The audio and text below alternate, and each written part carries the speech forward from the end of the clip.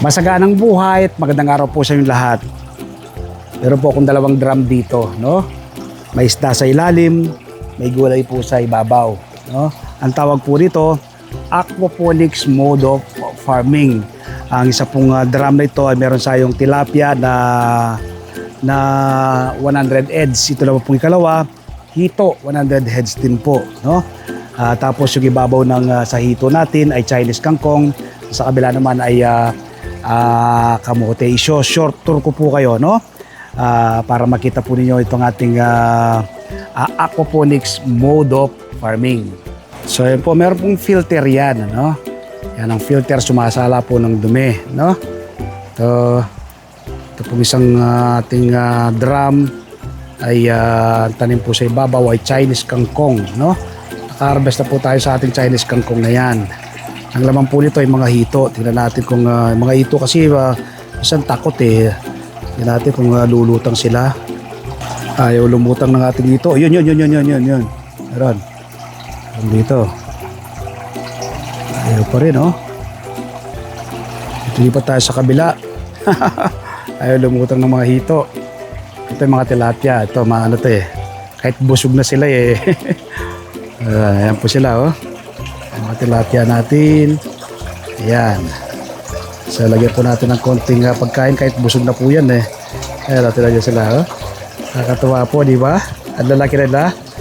27 days pa lang po sila mula nung may load natin sila. Ito sa drum na ito, pero lalaki na po nila. Ayan. Nakaka-relax kung tingnan, ano? Tapos, sa ibabaw na bahagi po nitong ating tilapia ay ano naman po yan? Kamote. No? Ayan. Ito na po mawawala ng supply ng talbos dyan. So, ganda po itong setup ng ating aquaponics. Ayan.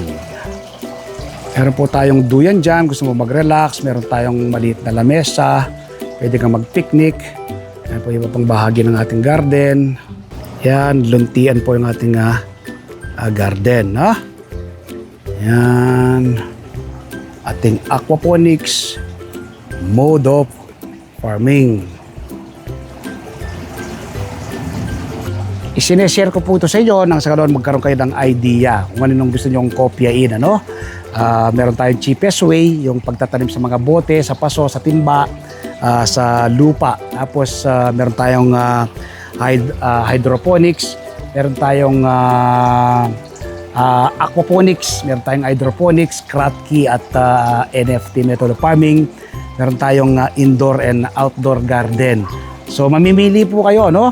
Gusto ko po ay magtanim din po kayo ng sariling pagkain nang sa ganon ay makakatipid ka, masustansyang pagsasalon ng buong pamilya, makakatulong ka pa sa pagpreserba sa ating inang kalikasan. So sana mula ngayong araw na mapanood ko, magtanim na rin po kayo ng inyong sariling pagkain. Sa mga gusto pong magpa-setup ng ganitong aquaponics method of farming, i-text po ninyo ako sa aking cellphone number. Huwag pong tawag, text lang po 0917-867-5197. Magpakilala po kayo kung sino kayo, taga saan kayo, at kung gusto nyo magpa-setup ng ganito kagandang aquaponics method of farming. Happy farming po. God bless. Bye-bye.